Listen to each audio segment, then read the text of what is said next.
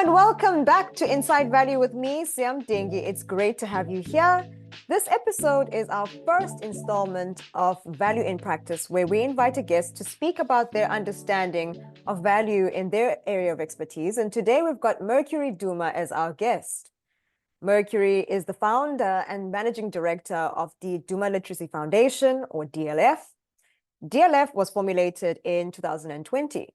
Together with amazing volunteers, they help children from grades 1 to 9 with language skills and basic mathematics skills. And to date, more than 30 children are currently having their learning skills sharpened and are being actively guided for future prospects for their learning skills and development.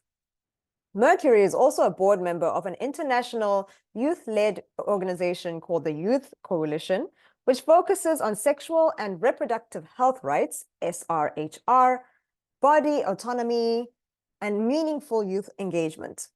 In addition to this work, he has also undertaken toolkit development, digital activism, and facilitation on the international stage in collaboration with many other youth-led organizations. His biggest call to purpose: collaboration with various organizations for the betterment of children's learning skills, and spending his days being a kind individual, spreading positive vibes through his spiritual growth. Thank you for joining Inside Value, Mercury.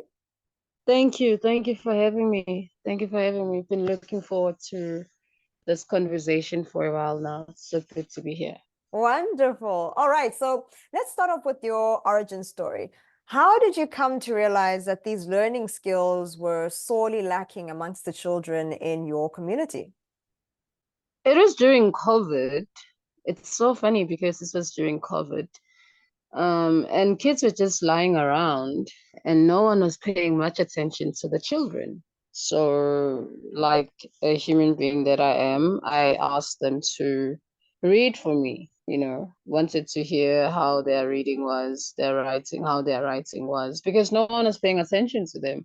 We were concerned about the fact that we might be dying at any moment as a country. And I was concerned about the kids. So I started working with them, started hanging out with them per se first and being their friend. And I'll bring some couple of books to them for them to read for me. And I realized that they couldn't read. And it was sad for me that the kids around me can't even read a full sentence without making a wrong pronunciation of the sentence or actually understanding what the sentence means. So for me, it hits home. It was like, and the kids were sitting around at the time. Cool. So you described having grabbed some books and, gone to the kids directly in your community. So my follow-up question actually is, you partially answered the follow-up question, which is how did you start it? But did you start, for example, in your immediate community, or was there a specific community that you started out with? I've been on a roller coaster for a while that I literally had a moment where I had to reflect, and thank God I'm reflecting now. And to go back to your question, I started with my immediate community, but the community was not really paying much attention to it until the kids went back to school. So wasn't a gap for me to actually get into it at that point. There was no need for the reading and writing sessions. It was not important. The most important thing at that time was people were sick, dying, and everything that was happening around us. So for me, working with my immediate community, which were the kids that were around me at that time, because remember, the movement was also restricted. We couldn't just get into spaces as much as we wanted. So the kids that were around me, those were the kids that I started with. And it was not only the children, but also the older people. I will give older people some books to read, go deliver it in your home, and then take it back. If you don't want to give me my book, I'll tell your mom, and then your mom will have to do something about you so that you can receive. Like, because books for me, they mean so much more than anything. And then working with the children at that time, it wasn't something intentional. It was just me helping the kids. at that Mm. point. It wasn't like, oh my God, I'm going to make so much money out of this. Oh my God, I'm going to be so into this. But it was more like, it's COVID times. Don't have much to do. Right? Might as well just help the kids, because I think I've always been passionate about helping children Mm-hmm. with their reading and writing, but I've never had the opportunity, and COVID handed the opportunity to me. Okay, Yeah. that's really, really noble work to have done in a time where everybody was in crisis mode, as you have described. So, my next question is, can you tell Mm. us a little bit about what you're most responsible for in your role as the managing director of Duma Literacy Foundation?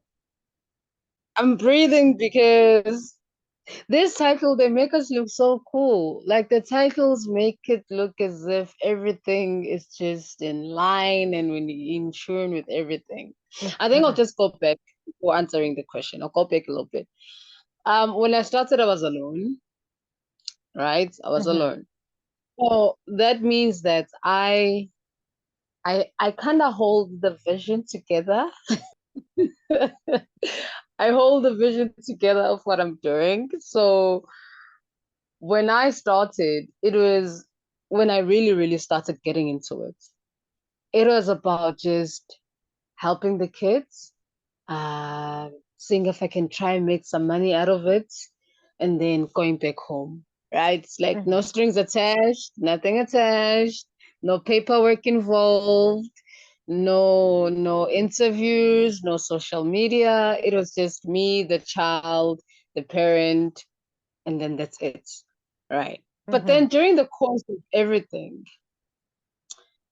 I think it's funny how the Duma Literacy Foundation has grown, because we have literally grown with the digital age of social Mm-hmm. media.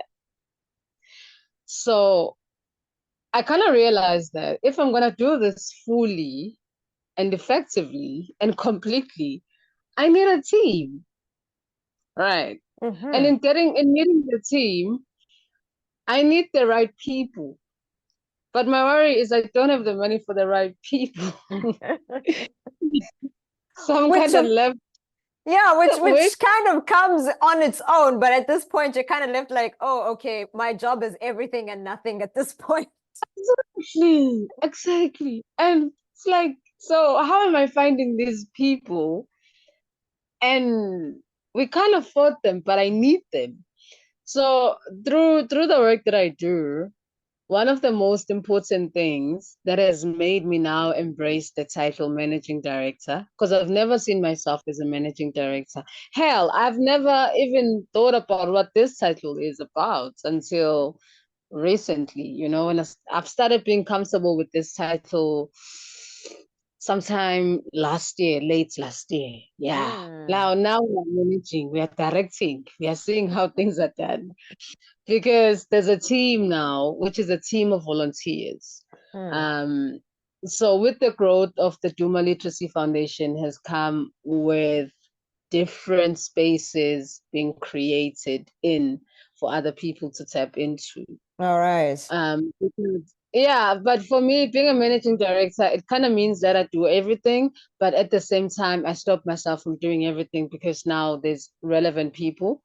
But almost every day, I make sure that everyone kind of knows what they need to do. If there are things that need to be followed on, we follow on those things, confirm few meetings, make sure that the parents are still with us, make sure that the kids are still with us, ensure that this potential stakeholders we're approaching, they're approachable, run around meetings if I have to, but generally we are in a good space because now I'm really just getting into the field of managing people, and it's pleasant because everyone just knows the role they need to play. Cool. All right. So that effectively sets our context quite nicely. And it's very good. It's very interesting that you mentioned the team, and we're going to circle back a little bit on that in a moment. But before we even get there, and before we can even really start talking about how it is that the Duma Literacy Foundation creates value, and before we can even start about talking about value creation, we need to first understand your value definition and your value context, which is something that I'd mentioned in previous episodes. So if you were to describe the value that the Duma Literacy Foundation delivers to its stakeholders, so that's the kids, the parents, your volunteers, prospective donors, etc., what would you say that value is? I'm taking my time because it's in different layers for me. But the value that we are creating and that we have created has essentially been the importance of education. The importance of education, the importance of reading and writing, the importance of why your child should do well, why your child can do well, and why your child could do well if they know how to read, if they know how to write, speak, and listen, because the language development is very important for the children, along with the counting skills, of course. So our value creation has been largely about, first of all, making people aware of the fact that there's nothing wrong with the kids. They just need a little bit more in terms of the learning skills development. And then the kids need you, the parents, the sister, the brother, to help them with homework effectively and not write their answers. And then do the active reading, listening activities with them so that they can continue developing their skills. And essentially, it's a team effort. Yes. Bring the team efforts element in our value creation and inspiring the kids while at it, and helping also the parents seeing the value of why it's important for their children to be part of the organization. Because we have worked with children since 2020, and we still have those kids within the program, and much of them they're in high school now, which is interesting. So for us, the value has been about the importance of education, but breaking it down into different layers, because every child is different from another child, and figuring out what needs to be done together with the parents, the school, the teacher, ourselves, our advisors also, and then moving from that to a point where now the parent can literally see the child improving their schoolwork, and then doing more effective ways to making sure that we are building on this child educational journey. So basically, it's a group project. We can all see, we can all touch, we can all feel, and we can all add value on. Oh, that's brilliant. That is such a wonderful, holistic value statement. And the one thing that pops out to me is that there are so many people who are involved in the creation of this value. And there's so many Yes. stakeholders that you kind of have to engage with, as the Duma Literacy Foundation, as we mentioned, of course, the kids, the parents, the schools, the libraries. And as one might imagine, having all of these stakeholders to consider in your value definition kind of brings a level of complexity to it, because you have to consider their value needs. For example, the parents are going to say, oh, I'm cost sensitive or I'm time sensitive. The kids are going to say, I want things to be engaging and fun. The schools are going to say, we have a syllabus. So how did you and how do you take into account all of these value needs, and how did you come to eventually settle on saying that this is the value that we're delivering, and having taken all of everyone's needs into account? For me, it has always been about the essence of why we exist, right? We can have everyone joining in, stakeholders, everyone being part of it, looking all cute, but what do we stand for? And we stand for helping children read and write, right? Helping children become better in their learning skills development. If a child cannot read, they can't do well. If they can't write, they can't do well. If they can't count, they can't do well. If they can't speak, they can't do well. Okay, cool. So with all these different stakeholders that are coming on board, or that we will have to create programs with them that will help the children within the organization get better. because it's useless to have stakeholders, lots of them, but not having an impact that is needed by the stakeholders towards the organization in delivering their value. I'll make an example for you. Um, much of the children that we work with, they struggle with reading and writing a lot. And with the struggles of reading and writing, we look into going to their schools. We go to their schools, speak to the teachers. How can we help the child get better from your perspective? Because the teacher is the expert at this point, because they spend much of their time in the school. And then from there, we go to the library, create library cards for the child so that the child can come back and be able to read these books that has been recommended by the teacher. If these books are not in the library, we go and buy them together with the parent, because it's a teamwork, team effort. So the stakeholders that we work with, they need to understand our vision and our mission first, look into the programs or the projects that they have going on, align ourselves with those projects if they are in tune with ours. Because for us, it's about learning development. If we are not touching on either that, then there's no need for us to actually exist with the stakeholders. Then we are able to see who is for the project and who is not for the project. So in this way, we do not waste each other's time, and we ensure that the children literally are the beneficiaries of whatever that we are bringing out. So that makes us easier to be identified and seen as a space in which children grow in, because we are looking intentionally at their learning skills development. That's it. And actually, that's a wonderful way to approach your stakeholders and making sure that, you're at the end of the day, you're not getting dragged off of your own value statement, your own value offering by your stakeholders, which sometimes tends to happen. You're trying to keep everyone happy. You kind of almost forget, hey, there's a value statement that we have. There's a value offering that we have. It was specific. So, and it's sad.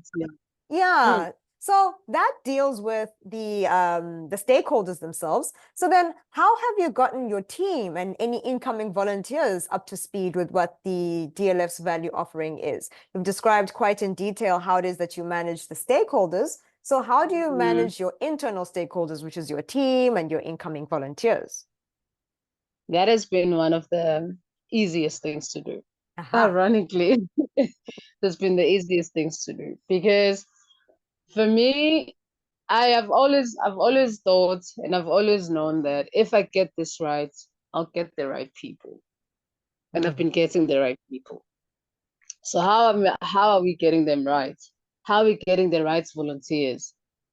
I'm a person that is very much spiritually aligned. I work a lot on my alignment. I'm a person that is very much in touch with who I am and what do I do and what do I bring to the table. So that makes it easier for people to approach me, and that makes it easier for people to be drawn to what I'm doing. Because when I started alone. But at this point, we have more than 25 volunteers or more. How we have done that is by being honest with everyone about what we're doing, first of all. And two, being in touch with each person that stays there volunteer. Get to know the person. They are giving you their time, so you might as well just get to know them. It's not only about you volunteering, we also care about you. The Duma Literacy Foundation space is very progressive, and it's one space where you tap into, you guarantee that you're going to grow. People want to contribute where they see growth, and people see growth in the Duma Literacy Foundation.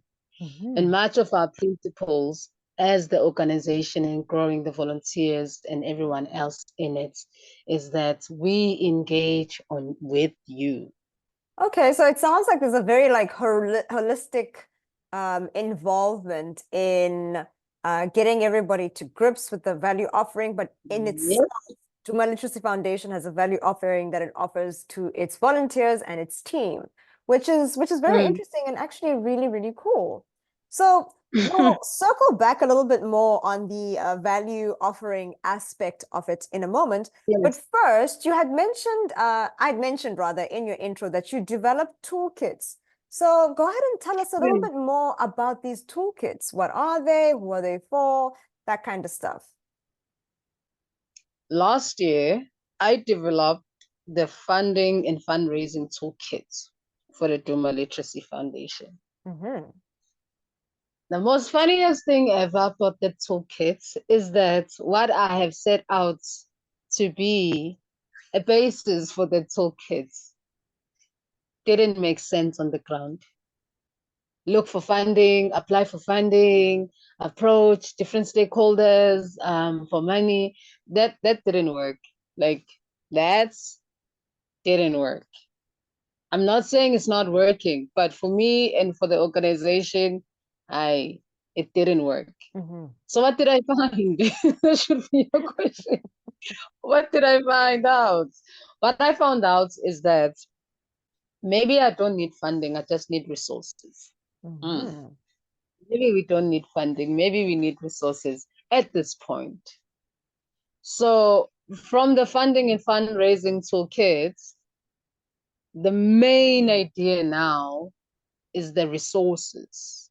How are we getting the resources? The resources are important. They're important, yes, but money is also important, you might argue. Yes. Mm-hmm. So we need to create streams within the organizations that are going to give us the money, right? Right. And within those streams, if we can't get the money, we need to get the resources.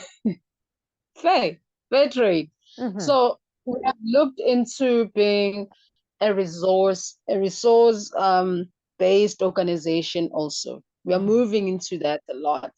Rather than being a funded organization, we're looking at being a resourceful organization because funding runs out eventually.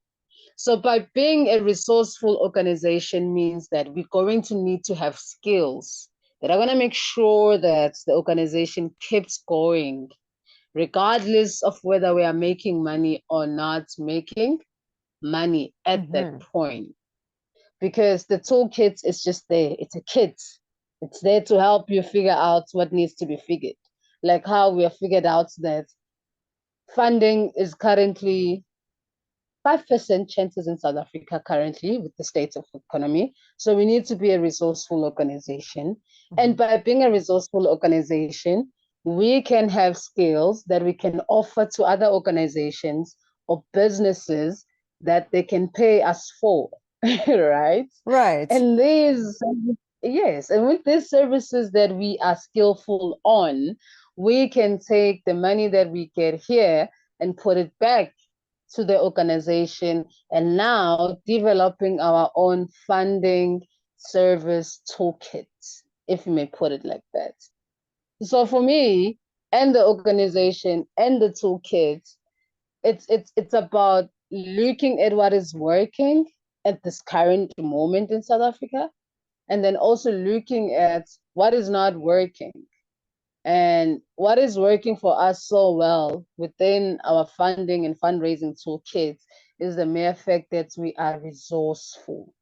That's actually very interesting because then now what you've effectively described, well, to me as a value strategist, is yet another way that the Duma Literacy Foundation has created value, having a spread of services that go beyond or outside the service offering that the foundation itself offers, which is children's literacy. But now the foundation has allied services or connected services that they can offer that sort of work as a fundraising generation engine or a funds generation engine, which ultimately makes you look Mm. quite attractive to, prospective donors, to prospective partners, because it shows a Mm. level of independence. And I find that quite interesting.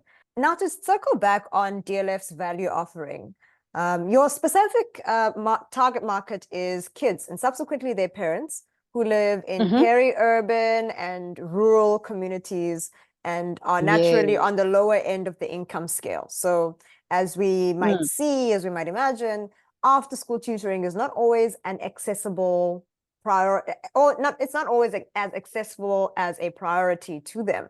So how have you been able to communicate the value of your offering and formulate an accessible value offering to a cost-sensitive group of individuals?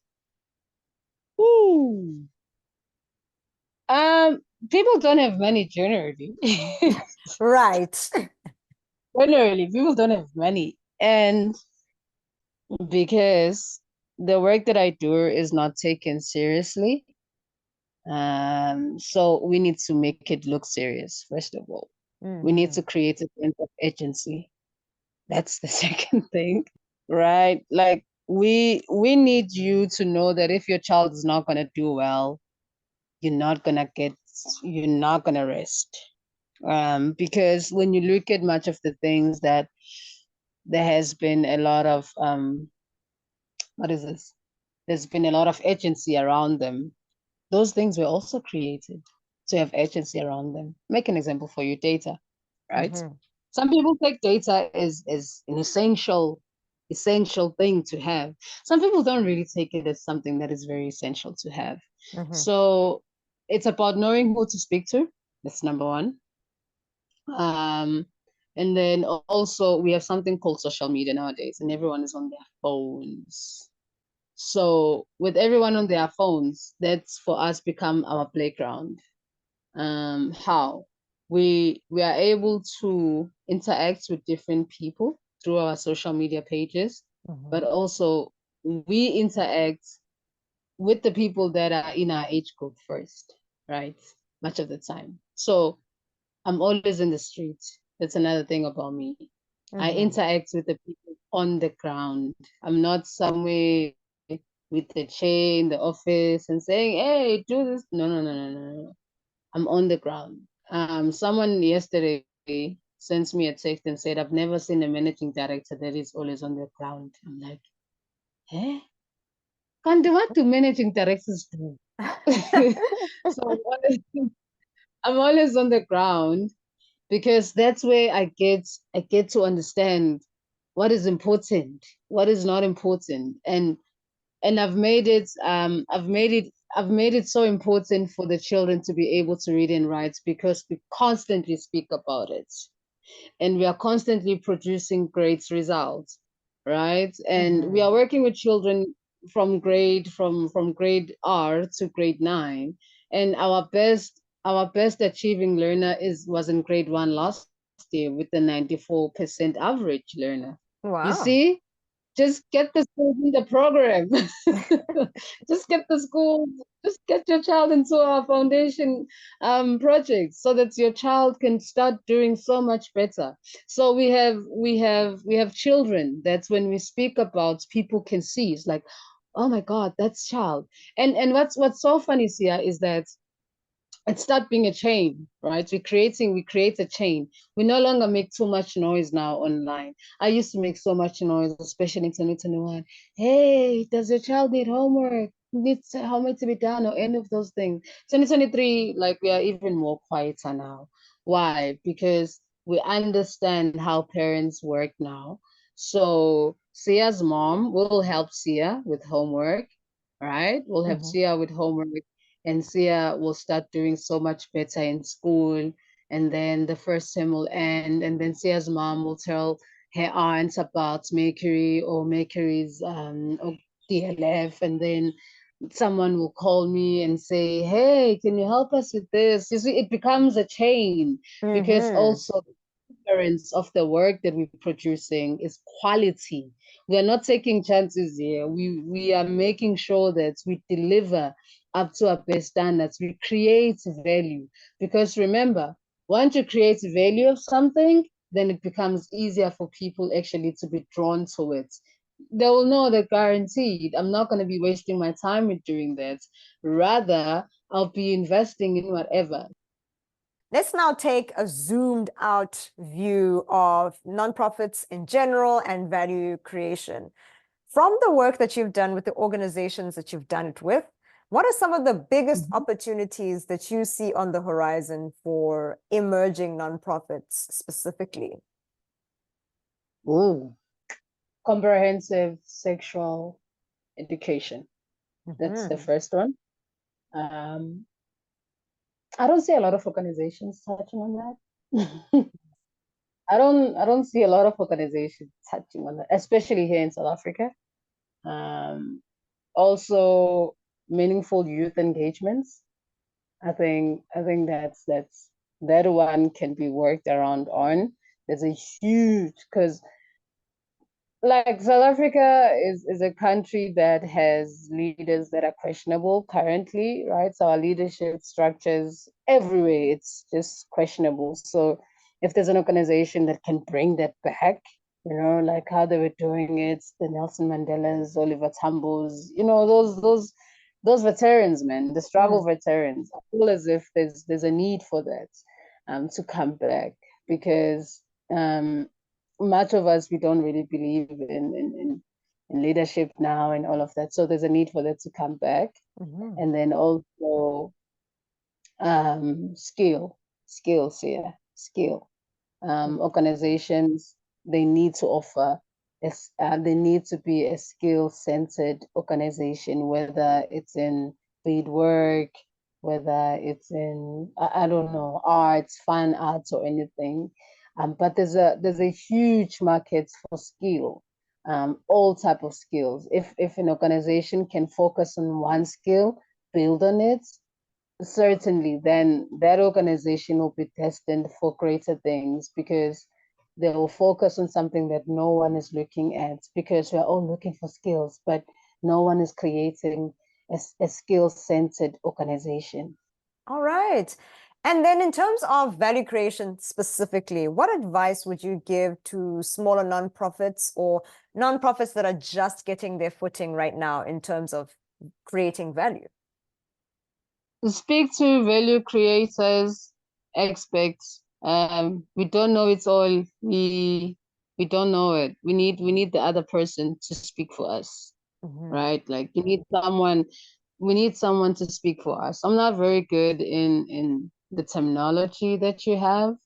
I'm not very good in speaking the language that you speak, but I'm very good in articulating the language that you speak. Right. Right. So there needs to be balance. There needs to be balance, because also what you find about people that create organization is that they're passionate, man. They're passionate about something. They have this fire. But we need people like yourself that can contain the fire for us and say, listen, you're gonna burn yourself if you go there. Here's a workbook, go through it, tell me what you think. When you're ready to have a conversation, let's go. So that's something that the people really need to tap on, especially those that want to tap into NPO spaces and those that are already within the NPO spaces or the NGO spaces. Because with the Duma Literacy Foundation, what we have been saying and what I'll continue saying is that we don't want to run the organization like how every other organization has been run. We want to be different. We want to be innovative. We want to be new. We want to be fresh. We want to sound like a corporate firm somewhere, right? And then you're like, what? It's a whole NGO or a whole NPO. Because remember, NGOs and NPOs have been looked at as as organizations that are needed to save the community.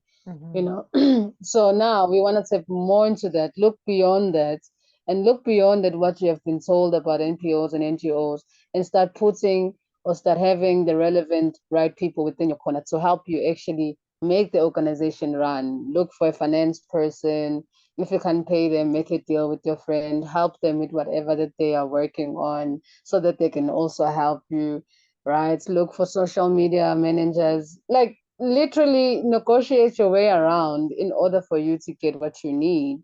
Because if you don't, then you run a risk of not growing the organization because you're all alone. There's nothing hard than being alone when you're doing something because everything is looking at you.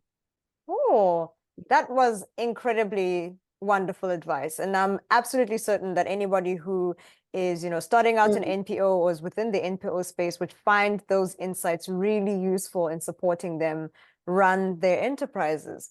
So, all right, now we are closing. We've got two rapid fire questions now because one of them was pulled forward. The first one, what single podcast or video or book or article, just one, have you listened to or read that shifted or changed your perspective on the work that you do? It's by Simon Snake. I'm not sure if I'm pronouncing it right. How to build trust with people around you. Ah, Okay. all right.